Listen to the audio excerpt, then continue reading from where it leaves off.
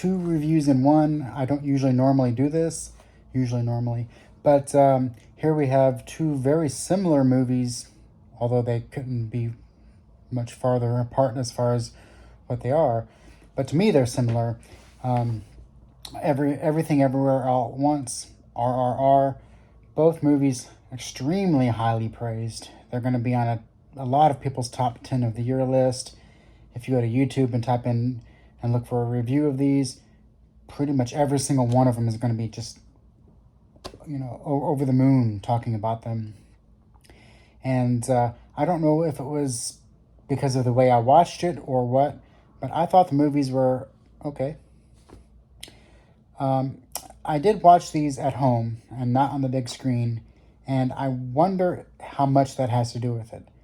Because I can imagine liking the movies more in a movie theater, but then again, maybe not. I did watch The Banshees of Inisherin lately at home and not in the movie theater, and I really liked that one. But that storyline was a little bit more simpler, and maybe I needed the movie theater experience to watch some of these bigger movies with a lot more going on to truly appreciate them. But either way, I ended up feeling the same way after watching both. I felt like seeing stuff that was on the screen was good. I liked the action in both. I liked the filmmaking in both, as far as camera work and direction and things like that. But I could never make a connection with either movie. And this is a very personal thing. It's hard to really fault both movies because just because I may not have the connection with them doesn't mean that they're bad. Although I will say that with both movies, I felt like I was entering the movies at the very end of the first act and beginning of the second act rather than the beginning of a first act. And narratively, any movie, no matter where you start structurally, whether it's at the end and then you go back in time, then forward, or mix things around, like in a Pulp Fiction style, to me, any movie should have a first, second, and third act. It should have a narrative flow to it.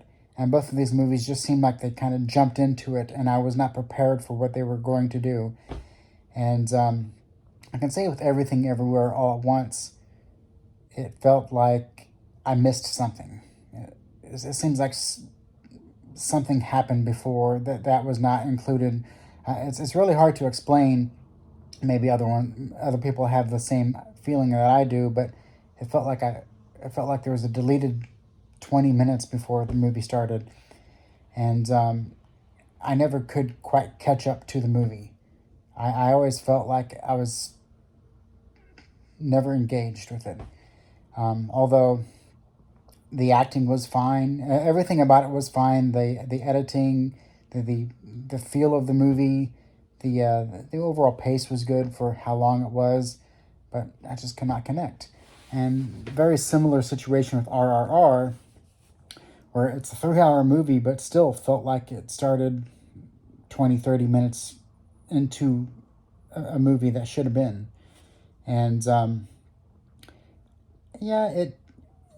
as with both movies, it does seem kind of like overdone. So some of the acting may seem like it's a little bit overdone, or the filmmaking, or just the slow motion just feels like it's truly epic. But then again, it doesn't feel as epic to me because I'm not having the engagement.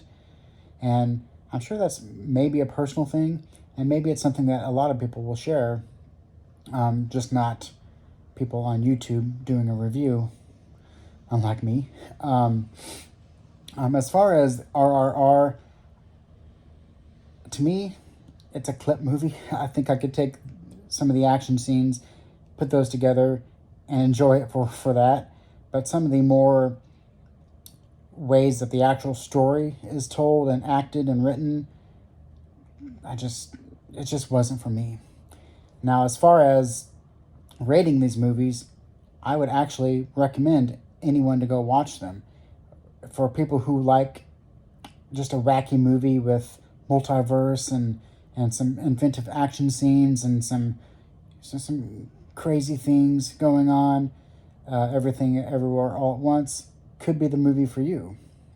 Or if you're into the filmmaking of RRR and the way that plot and story is told, and the feeling of something being seemingly more epic than it is. The action scenes are epic, but then all the other scenes that don't really have much action seem overly dramatized, and it may work for some people, it may not work. But the only way to truly know is just to watch it and experience it for yourself. Some movies I think are bad, and I will tell people, don't watch this. Here's the reasons why they're bad. These movies, check them out, see for yourself, and give them a chance. And it's probably too late now, but perhaps when it gets closer to Oscar season, maybe both of these movies might have a chance to come back in movie theaters, and give it a chance in the movie theaters, because I think I might, if I do get a chance to do it. And that really brings me to my final point I want to make, and feel free to obviously leave comments to talk about this, but is there movies that people should see in the movie theaters versus ones you may not have to see and you can wait and to watch at home? And are you doing a disservice to a movie by not seeing it in the movie theater, sitting there in a dark room with the movie going on and not being able to do anything else other than watch the movie? Will it have a different effect on you if you just have it at home and you have it on, hopefully not your phone, or maybe not even your laptop, but hopefully a decent-sized TV and without any distractions? I tried to do that on my laptop computer with both of these with no distractions, and I still had a hard time getting into it. But like I said, the Banshees of Inisherin did not have that problem for me, probably because the storyline was a bit more simple. But overall, I would like to hear everyone else's thoughts in the comment section, and tell me if you didn't enjoy it as much as seemingly everyone else does, and perhaps we can come to a more of a thought about watching movies in theaters versus just watching them at home, like a lot of people choose to do, just waiting for the streaming of it. And the final thought I want to say is, I think any movie should be watched in a movie theater first, because it really does a disservice to anything. Just because the Banshees of Inisherin is not what you would think to be a movie theater going experience, I think it deserves it. Any movie should be deserving of that theatrical experience, even the bad ones, just to be able to give them a chance, because not every single movie is hated by every single person. But that's it for this dual review. I got several things coming up here that I am reviewing. I'm going to be starting a defending series where I'm going to defend movies that seemingly are hated upon by groups of people.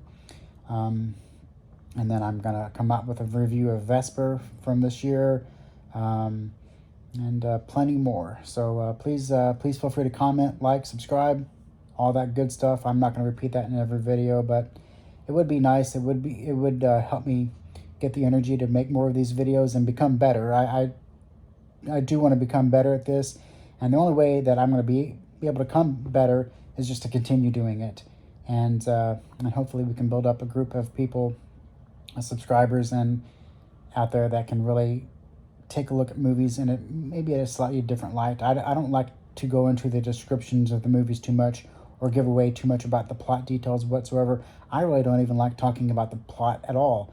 If you want to know the plot, you can look up the plot, but I didn't have a clue about the plot of these two movies and most movies I see. So with that, have a good day.